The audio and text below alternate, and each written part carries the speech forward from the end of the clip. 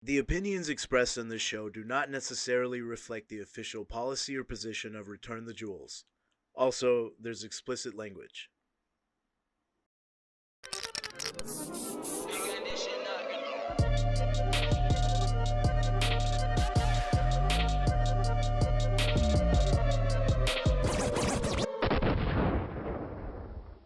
Hey everyone, welcome to episode 25. We did it.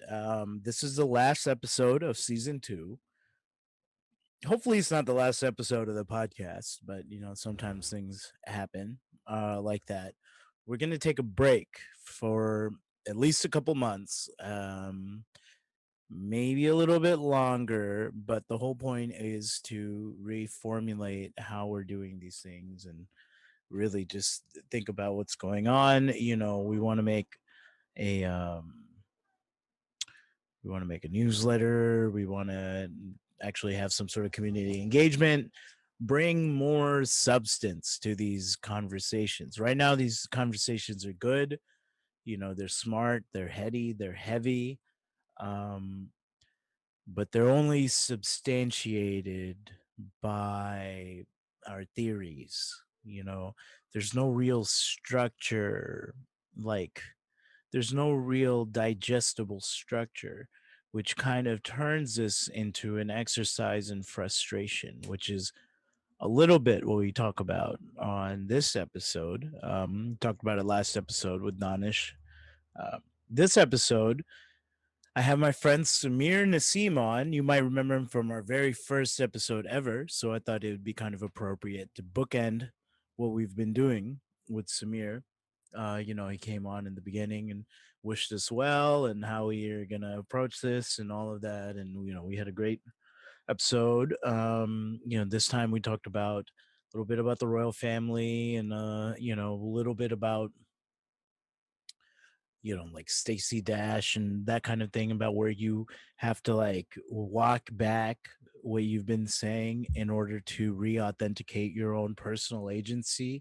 And just, that kind of stemmed more into a conversation about general personal purpose and what's the point of doing anything. Why chase a certain number when it's not as much as a different number, and so forth. Why get on this insatiable track when all it does is erodes what may be a definitive purpose initially? But I talked about it. Samir Naseem, the homie.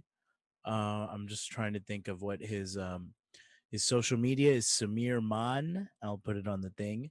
And he's got a weekly show on Zoom for comedy called Funhouse. He's working on a few different things. But really, branding aside, the conversation is good. And it's one of those things that I'm sure both of us will come back to over the next however many years and really think about and really just like assess where we were at the time and all sorts of things, even though it was like a whimsical conversation and all that. Anyways, talking too much. Enjoy the last episode of the season. Please support us. Return the Jewels. Go to the website. You can get merch. Colonialism, it's a big topic of conversation, and people are realizing that it's fucked up. So um support us, like, share, subscribe, all that stuff. Tell all your friends. Go back, cannibalize all these episodes. We're cutting it at 25 for a little bit. We'll be back in a couple months or so with the new format, and we'll see. But in the meanwhile, enjoy. They're hooked on that shit.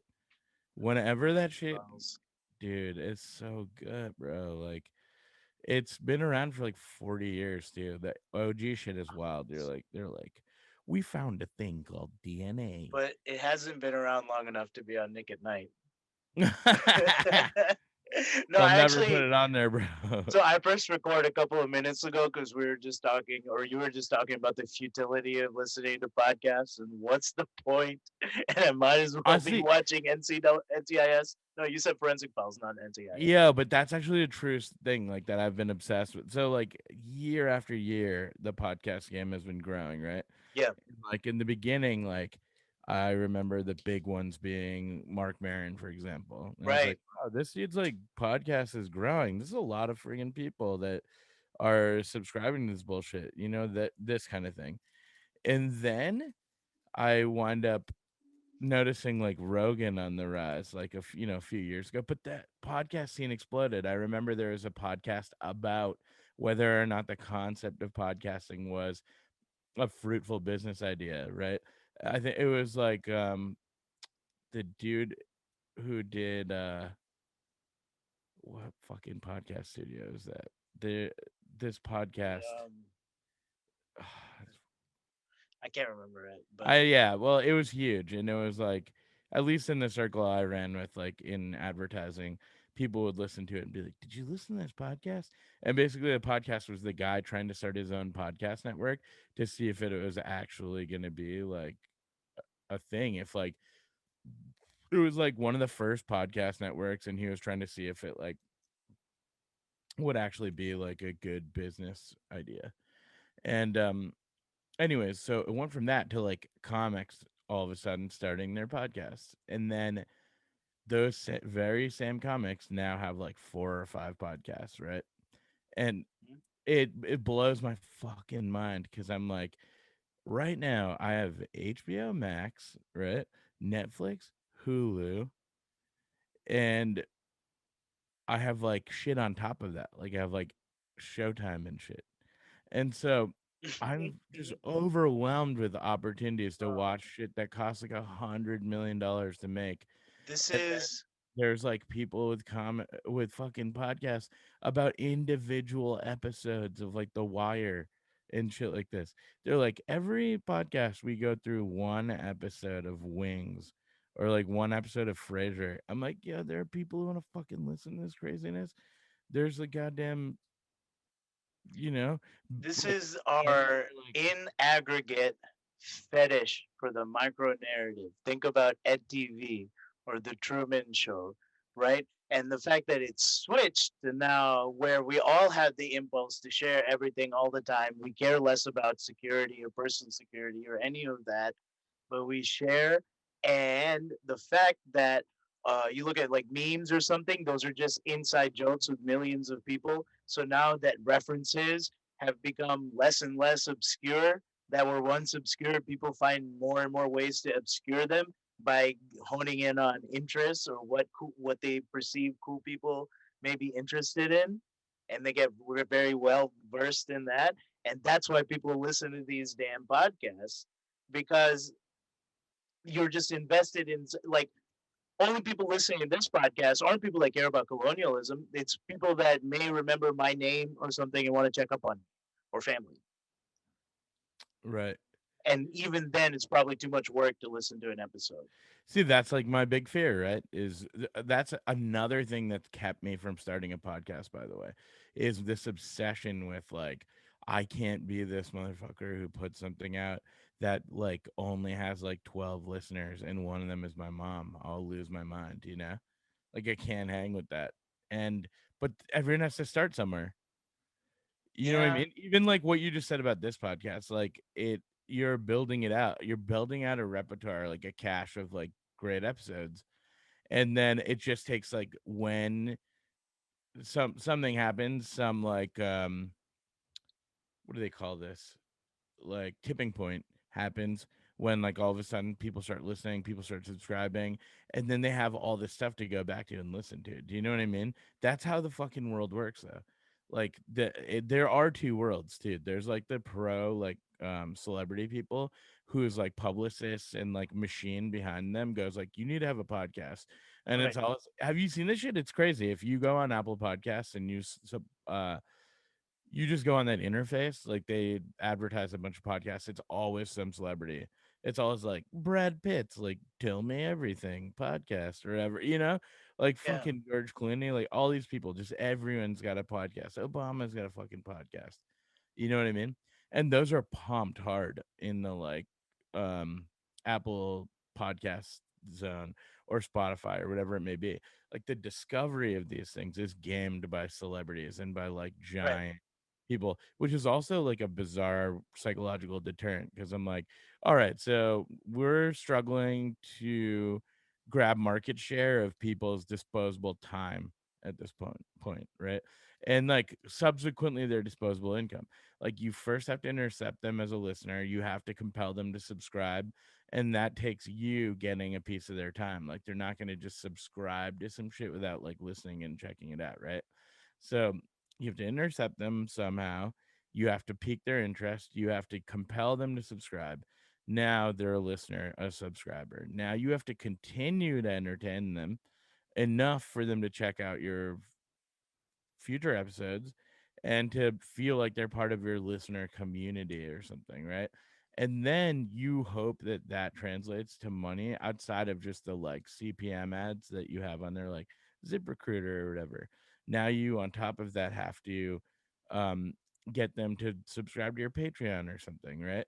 So like all of these things are subset of the initial decision in the decision tree, which is, But oh, so and so has a podcast. Should I download it and listen to it, or should I stream it right now with the this amount of time I have right now?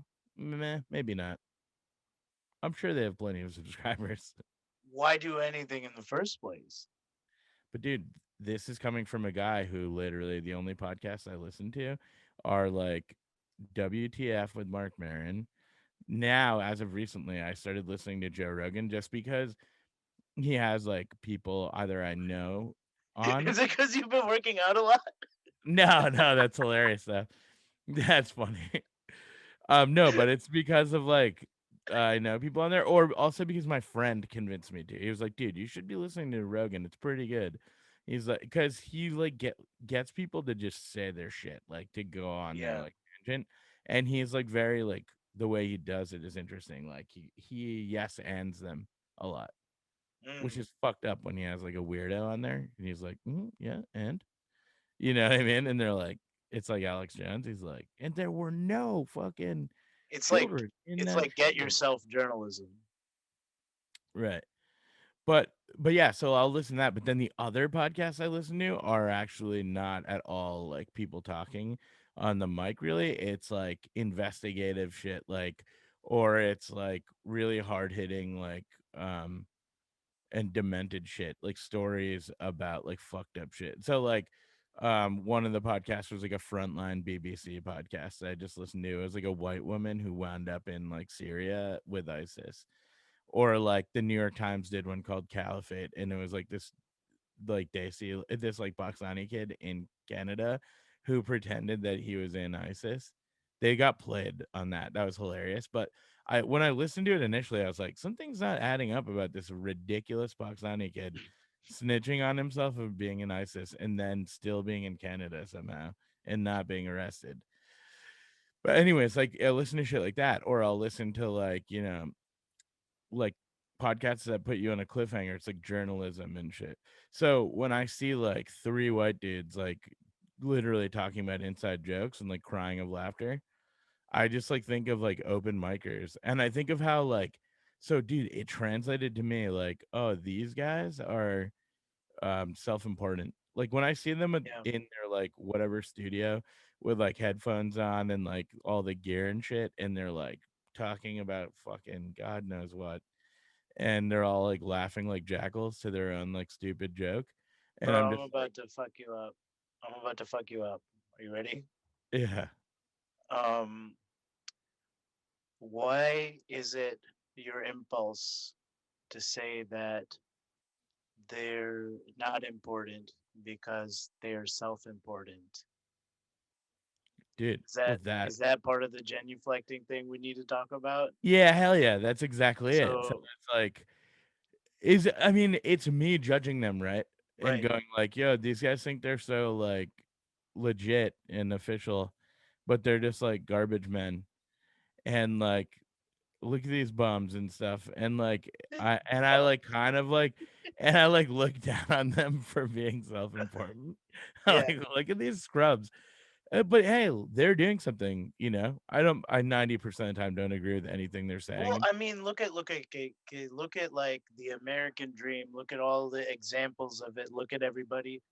You know, everybody who does something has to believe in themselves to Yes, a dude. high degree of Yes. super hyperinflated self-importance. 100%. And if your impulse is to write that off, it's very easy, or it's not easy, it's actually very difficult to recognize that the impulse to write that off comes from something else. Yes, dude. And that's the thing. This is a major breakthrough. So I've been thinking about that very thing. I'm glad that we segued to this because that's the whole thing, right? Yeah. I literally hear the word podcast being thrown around so fucking much. It's my news feed. It's like Facebook is just like every dingleberry has like a podcast, and they're just constantly like, well, this week on like Fuckface Pod or whatever. And I'm like, nobody fucking listens to your dumbass podcast, you jerk. But like maybe they do. And I realized that that all comes from my upbringing, which was about genuflexing and never being like boisterous, never being like, yo, I'm gonna do a podcast, it's gonna be one of the biggest podcasts in the world. The people who say that shit are the ones who get the biggest podcasts in the world.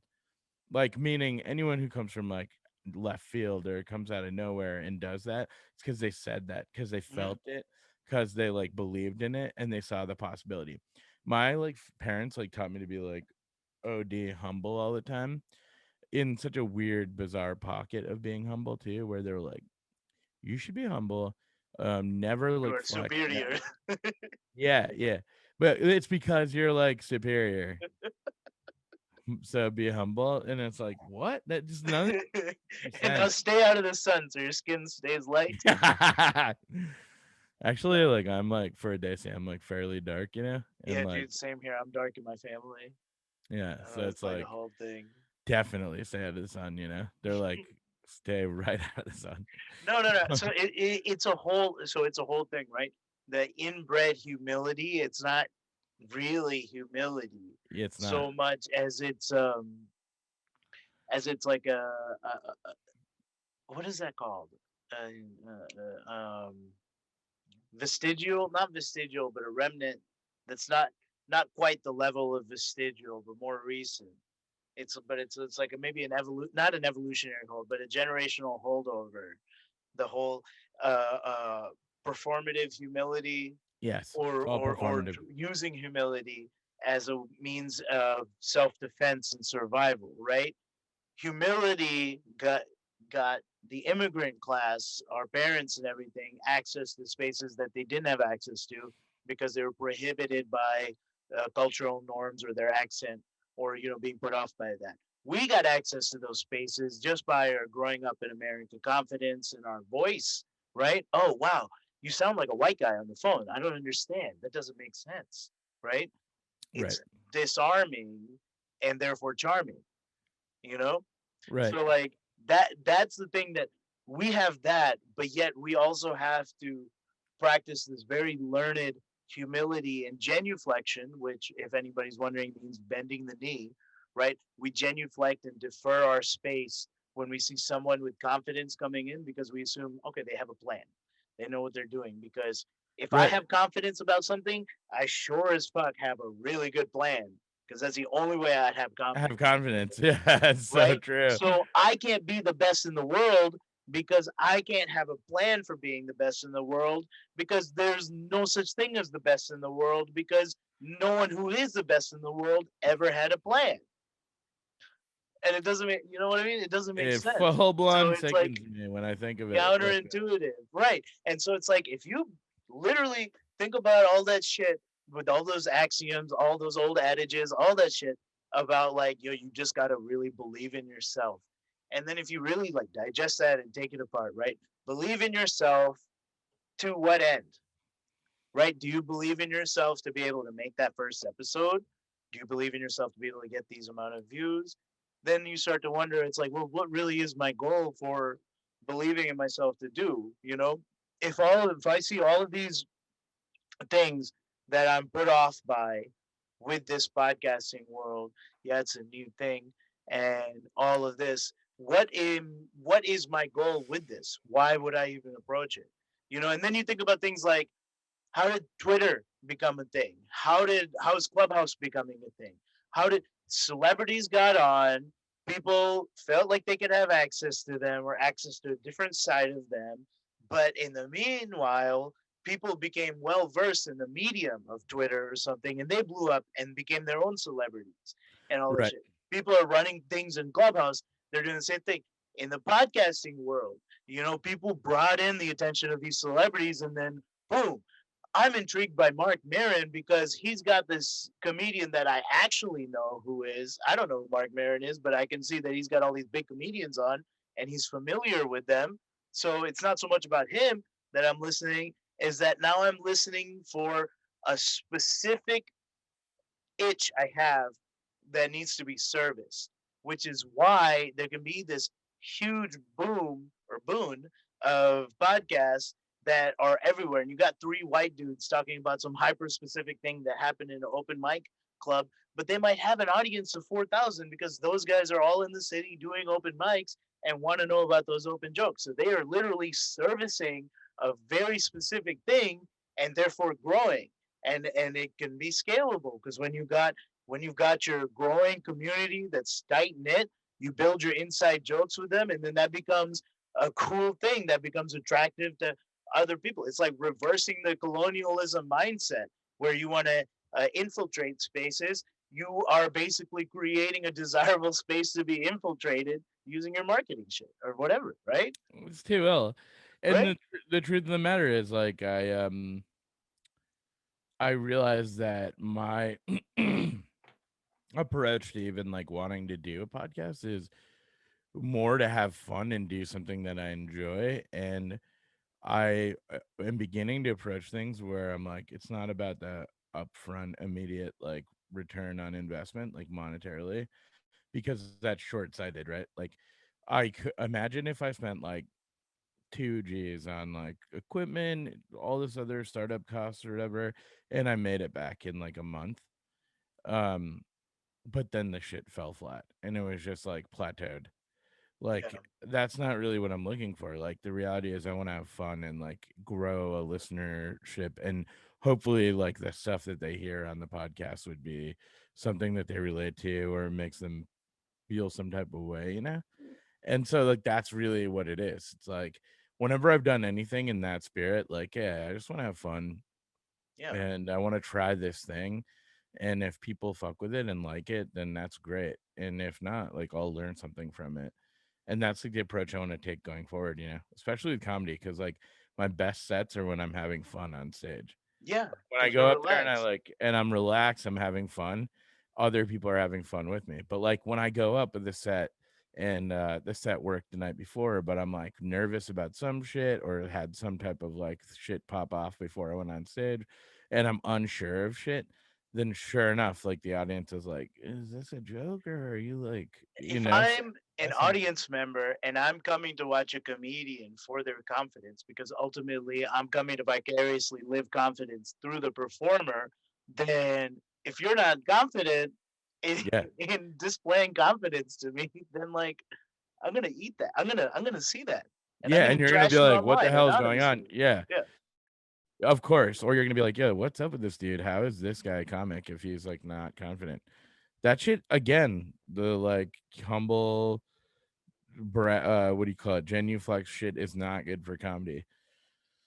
Because you need to be braggadocious. You need to go up there. You need to sort of be like um very confident when you're up there. And so like going up there and being like, oh shucks, guys, I'm just a good guy. Like nobody gives a shit. how do you? Why is it so obvious, but also why is the line so fine between self-deprecating humor being enough and too much? Right? Like you can always tell when it's obvious when it's too much, when somebody's doing it too much, and it's like, God damn, man, shit. And when it's just enough, it's like, nice, Yeah, you it's like know? a slippery slope. And like um I feel like it's not even worth even approaching anymore. So many people have told me they're like, "Yo, dude, don't do the self-deprecating shit. It doesn't look good on you." And I'm like, "Oh, okay." And No. I've done it like a bunch of times, like, but I realize like it's just not worth it, man. You know what I'm saying? I mean, a lot of times, like, even dealing with, like,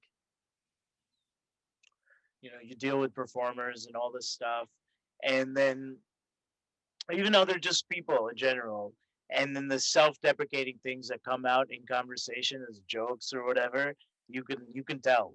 It's like, oh damn, you were really insecure about that. Oh, okay, okay. So this is gonna reflect in how you operate in this relationship we have. Okay, so I'm just gonna have to take into account that everything's gonna go through a filter of you hate yourself before it becomes output for the work that we can do. And so it's like how much of that has to be done with us when we're a certain age, right? And we don't even see it, right? We can just outsource that sort of work, like that sort of apprehensiveness to collaborate with us that we may not see because we try to we are too self-deprecating, in which we may think makes us easier to work with. It actually isolates us more. Do you Right. think that might be a thing, or Yeah, I think so. I think the reality is it all goes back to the confidence thing. People want to work with confident people. People want the projection of confidence puts people's mind at ease that like everything's going to be okay because somebody has a plan, somebody knows what needs to be done. And when it comes to humor, it comes to comedy or even the comedy scene, the most confident person is going to slide through and get kind of like their shit accomplished, because it is a very like bizarre like community of like broken individuals who like put on airs when they go on stage a lot of the time, or they do like weird characters, or they lean into the fact that they're like a fucking mess, and they're just like, I'm just this like mess of a person, and everyone's like, that's amazing. But they say it with confidence, like, "Hey, I'm a piece of shit, like, and I'm a mess. My like life is like garbage dump," you know. But yeah, yeah, nobody's like, I'm not sure. Am I trash? Like, no, you are. If you're bringing it up, you know. I yeah, mean, it's vast. The material is so vast. There's like people who literally just write jokes agnostic of who they are in real life. And they're like, the other week I told my girlfriend blah blah blah, and then you find out like they've never had a girlfriend, and like, you know what I mean, like it's just they wrote that for the sake of making a joke. yeah. They like created a false life. But okay, now hear me out. Creating a false life in purpose of making a joke to be a successful comedian where it doesn't matter if the story's real, it's not real. How's that any different than, you know, making a podcast, doing social commentary, just trying to get views, gaming it? Let me let me play this role where I'm the contrarian now. Be a shock jock because now this is how I'm gonna get views because being playing the contrarian on this allows me to use all these keywords that are going to hit the search engine algorithm on this Right. particular day, and if I post it this time, I know that effectively I'll be engaging this percentage of my viewership because I've looked through my own analytics and And I also know other. like the Yeah. time that they watch and Right, when and they're actually. right, and so it's like now I can engage and tailor my content versus why am I becoming somebody who shares an opinion in the first place? Don't I have to have the confidence that my opinion is worth sharing before I even get into the packaging and marketing of it? Right.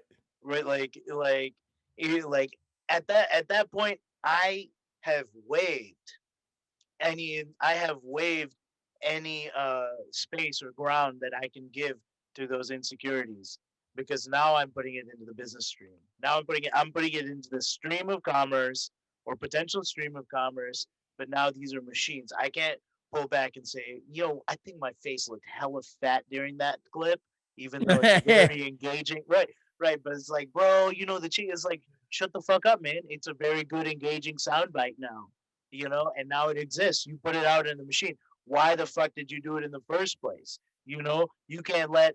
No, then you start to like break down yourself, and it's just like, well, why did I become a comedian in the first place? So why did I? Why can't I just sell insurance in Montana and have good, square footage? The racism for me specifically will be about the same. Right. The racism for me would be about the same. That's tight. I mean, I don't know. Like I've just been thinking about it. Like I talked to Danish on the last episode, and just about like to what end we talk about these view counts and all this shit all the time, and it just seems like a weird. I mean, but coming from my perspective, it's just a weird thing. Just because I have very little to no view count, and anybody on the outside looking in will be like, "Does this guy have a strategy about this or anything?" And the answer is no, I don't. I'm just doing these because it's an exercise in, I guess, my skill building, but also like having these conversations that I try to have um, before the pandemic that I can't really have now. So, Yeah, but I mean, you're making something of substance. I'm talking well, so going back to one thing that you were talking about though, like the contrarian shit where like someone's like, "All right, I'm going to be contrarian. I'm going to comment on all of this like subject matter that gets people riled up, and I'm going to use that in order to drive eyeballs on side." This is like Facebook's like entire tactic, yeah. um especially during the election cycle. Like they want time on site. That's their inevitable goal. So they use like sketchy tactics to get people to argue, to get people to share shit that makes each other angry. That drives people to like argue more, and that makes them keep coming back. Then that makes them all fucking riled up. They waste all this time on Facebook. But I see the same thing that exists on YouTube. So if I go on YouTube and I'm in the like discover section, there's always those like fucking moron black twins that wear like MAGA hats, and they're like, we're just Oh, like Silk and conservative. Shocker. Yeah, whoever they are, they're the Silk. fucking worst people on earth.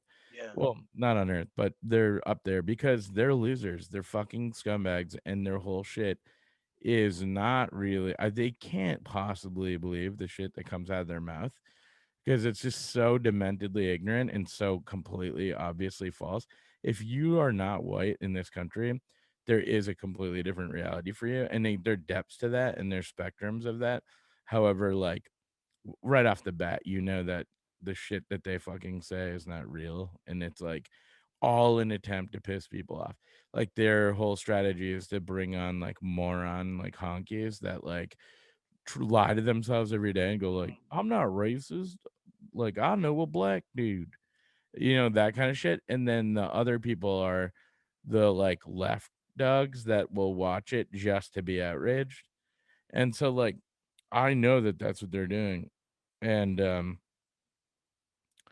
so There can be a lot of value in becoming a token.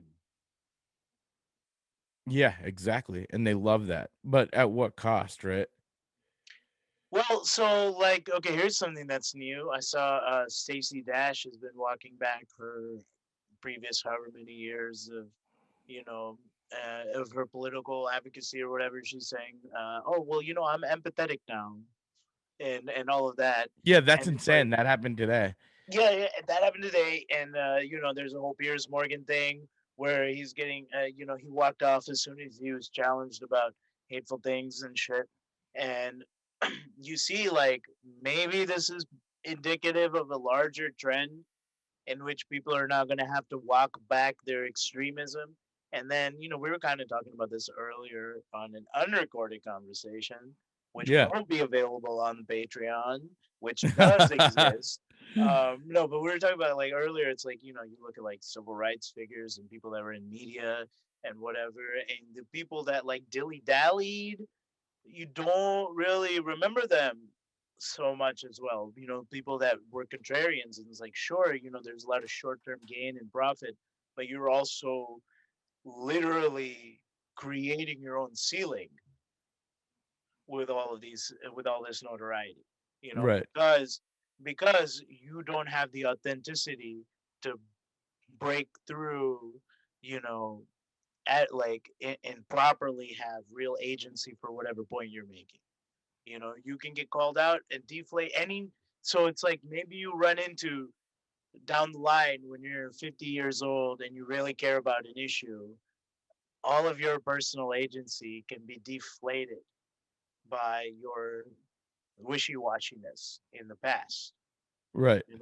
So it's like, you know, like doing a podcast, having someone like Ann Coulter or Alex Jones on, and then, trying to like speak on social issues. And it's just like, hey, you got, you empowered people that sow all of this discord that we actually have literal metrics for that have caused real damage. You know, how can you go back from that? Yeah, I mean, you can't, and you make that decision when you do that stupid shit. You know what I mean? So, That's like every dog has their day, and hopefully, like all these idiots who do that realize like that they are a one-trick pony, and that's it. Like, and hopefully their source of money dries up. The thing that they do is they get more and more extreme and crazy as like their old shit doesn't work. They're like, ah, now I have to do this, now I have to do that to like just get like like people's eyes on this shit. So right. And you're chasing eyeballs, but it's like, at a certain point, do you need to keep growing your podcast if you're a contrarian podcast? Or do you need to use it as a calling card to make a lateral move into something, or not even a lateral move, or move into something that's more in line with whatever your passion is? Because I can't imagine anybody really has a passion for being a contrarian. yeah, I mean, Like, that wouldn't make sense to me. Because literally the only way to end a conversation with a contrarian is to be like, "Hey, well, what do you believe? Like, right, what do you right, right. Um, yeah, I mean, I don't know. I think there's always going to be that. Like, as long as people get outraged, there's always going to be someone trying to take advantage of their outrage for their own self. So the like?" Okay, well, I mean, this is kind of something I wanted to transition to, anyways. I mean, we're talking about the genuflecting thing and all of that, and how it's kind of problematic. Maybe it's a first generation thing, maybe it's a brown male thing. Because we are like, there's a way, in which there's like this discourse that we fit into, or this way in which things operate, in which we are hyper emasculated, and you know that allows us to get in these like be perceived as doing all this brain work and everything, is because traditionally and socially we're hyper emasculated. That reflects in our behavior of like genuflecting, and so it's like a weird vicious feedback loop. And I think about that, but then it's like, you know have you ever been told, okay, let me start here. Have you ever been told you're just playing the race card? not really, Really? because yeah, well, that's because I don't know why. I mean, yeah, maybe like once or twice I have heard that though, because I go like, what does that mean? Or like, why did they say that thing? I get like pissed about something, and then someone goes like, yeah, it's not about you not being white. Why are you playing the race card? It's like something else. And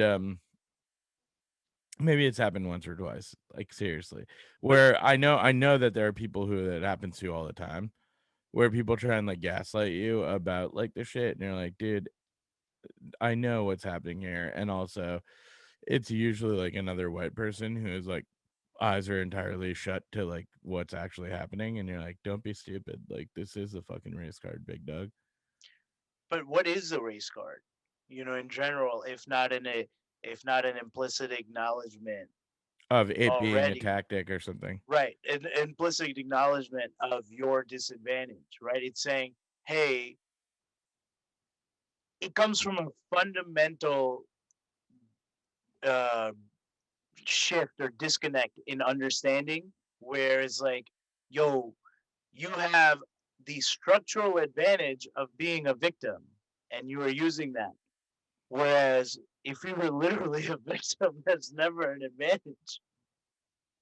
And so it's Right. like, you know, like what is the impulse to play a victim, but at the same time try to characterize someone's actions as self-victimizing so that you can minimize it, right? So this understanding of I know that the only way I can gain my notoriety or pursue my agenda is by gaining sympathy for myself, by playing a victim, Simping.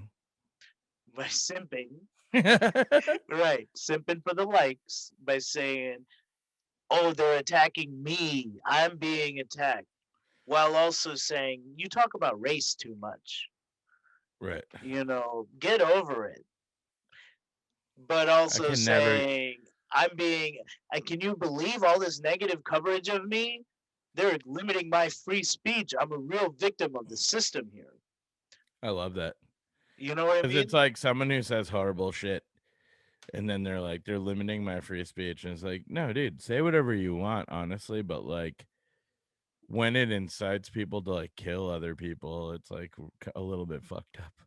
Bro, if free speech was how a lot of podcaster contrarians believed it really is, then the fact that I've got 2 views on my podcast should be a violation of my free speech, right?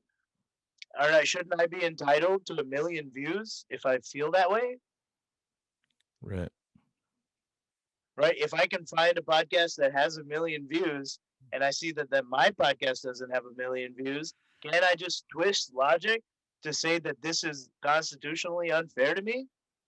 I mean, how did they get those million views or whatever? Right. I don't have 1 million views, but they have 1 million views. Shouldn't it all be the same? Yeah, but you could get a How million views. dare you be a communist and not make everything the same? For no.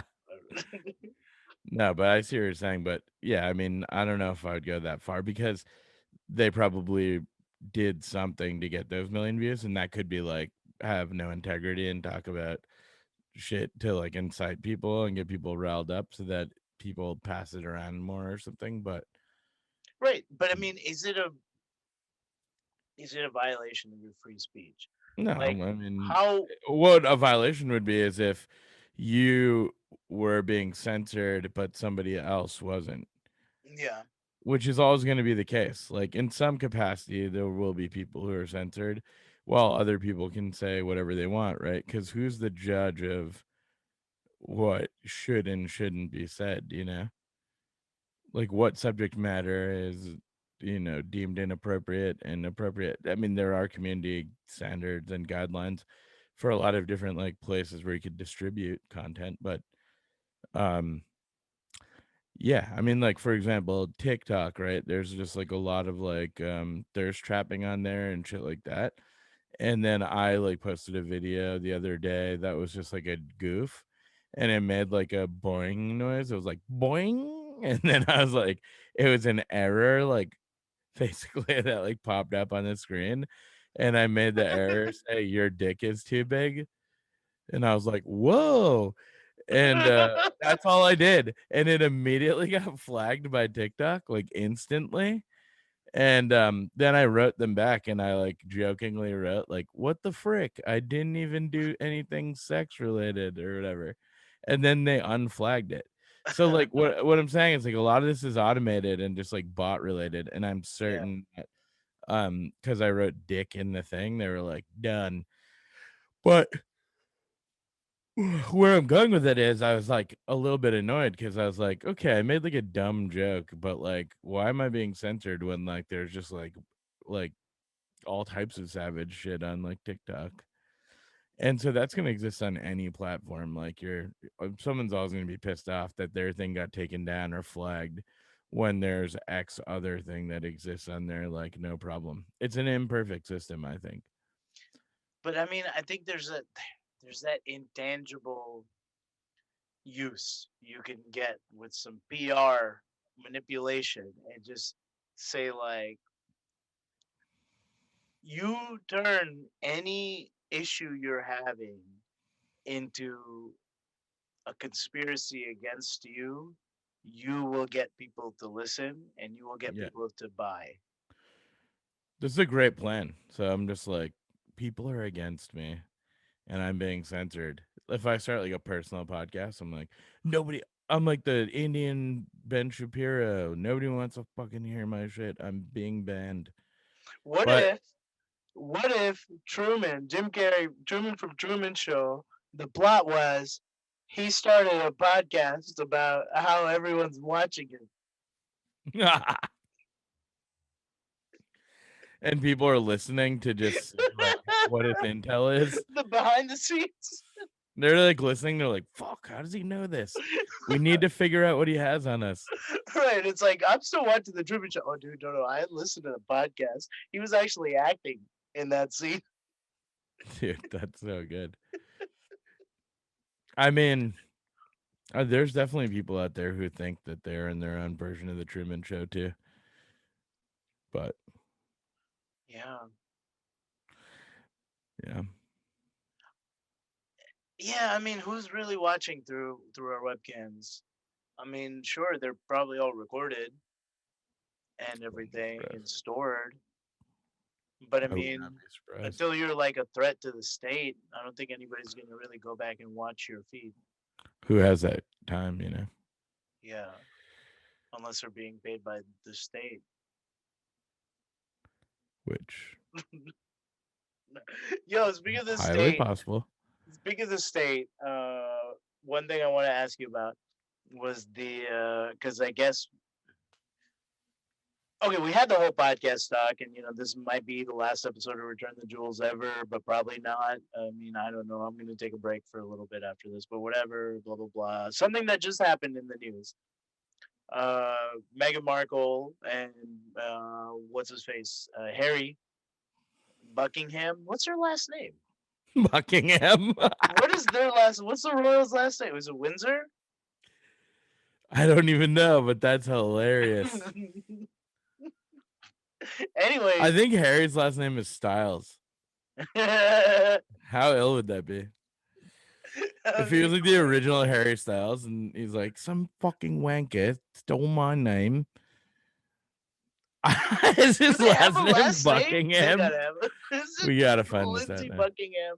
No, Buckingham. That's dumb as hell. I think it's Windsor. I feel like it's Windsor. Wait, ready? What is it? Harry. Last name. His name is Henry Charles Albert David. What the fuck? What? No, Harry technically doesn't have a last name. Due to being royal, Harry doesn't have a last name like us mere mortals. In fact, the official name listed on his son Archie's birth certificate is His Royal Highness Henry Charles Albert David, Duke of Sussex. You don't even have a last name.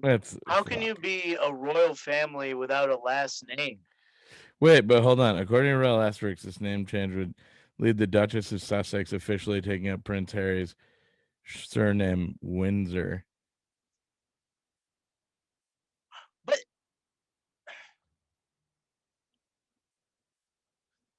who knows? This is nuts. How could you be a royal dynasty without a last name?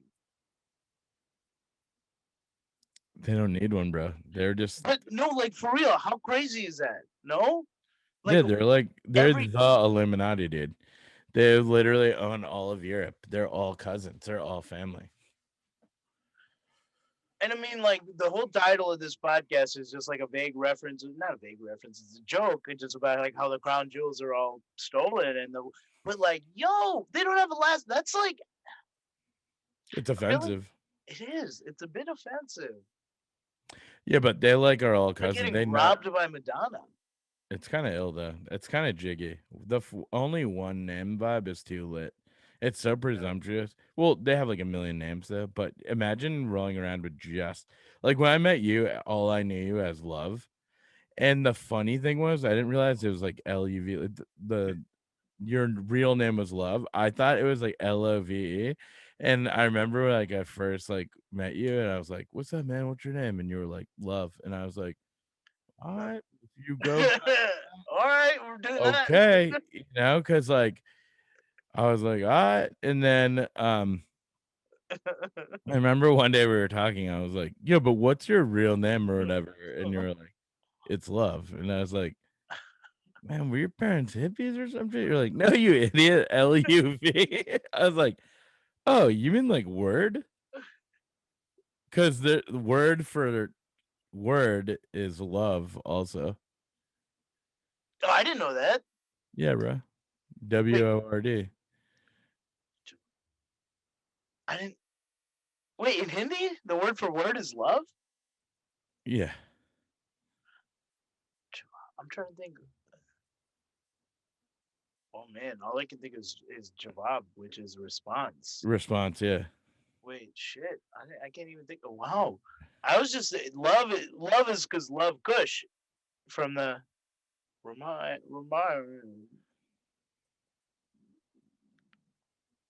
We don't do our research on this podcast. Let me just put that out there. I've gotten that note many times from my two friends that listen. Or maybe it's Urdu. It might be Urdu. Maybe. No, maybe. I mean, maybe it is. Loves. It is, bro. My fault. Anyways, that was a little. Yo, do you know any executive at Southwest Airlines? No, I don't think so. Why? I need to be linked up with them because I'm like they're like the same age as me, the company, and their staff ticker is Love, LUV, and they like I remember when I was 15, I walked in the Detroit airport and they had a thing over their thing that said Southwest Airlines celebrating 15 years of love, LUV. And I was like, I gotta be the brand ambassador. It's also a New York Dolls thing where David Johansen would go, "When I say I'm in love, you best believe that I'm in love." LUV. That's a thing. Heard that. Yes, New York Dolls. Usually, I was teased as a kid with love like songs with the word love. People be like, "Oh, like that song," and then they'd sing it, and they'd sing it when they see me, and it's just like, so it's. I guess that's how. This is my life going forward. Yeah, like that's how I just got accustomed to, living and socializing. Is just like, oh, okay. It's like maybe 3 times in my lifetime did I get a, oh, cool. My name is. You always the response, right? I There's would always always a bit of commentary, huh? Yeah, I would always get like sorry about that. I'd always get like smear, and I'd be like, "You fucking idiots, I'll kill you." And they'd be like smear a bagel. I was just about to say, because like, Yeah. I Or have a they'd be like, cousin. "Come here, Samir." Oh my god, I'm dead. I have a younger cousin named Sameer, and then my older cousin, when we were kids, used to antagonize him by being like, "Look, there's a smear, some here, some here, some here, some here," and he'd be like, "Stop it, Rahul." Yeah, it's mental. I'd just be like, "Yeah, that's the first time I heard that. Sounds good." It's so annoying. But on that note, actually, I have to go. My mom is like hitting me up. Her internet is cutting in and out. Did I trigger something with the "there's a smear, some No, here, some here, some here"? no. But I actually do have to Yo, go. My mom's thank you like, again. Okay, Samir Naseem, first episode we ever had, and now the last episode of season 2. And we're gonna take a break for a while. Anything you want to plug? oh my god, you just keep an eye out for me. I'm rearranging, you know, the comedy space single-handedly. Gonna change the game of all comedy, so you'll know my name. Just keep an eye out for Samir, and it'll probably be me. Cool. All right.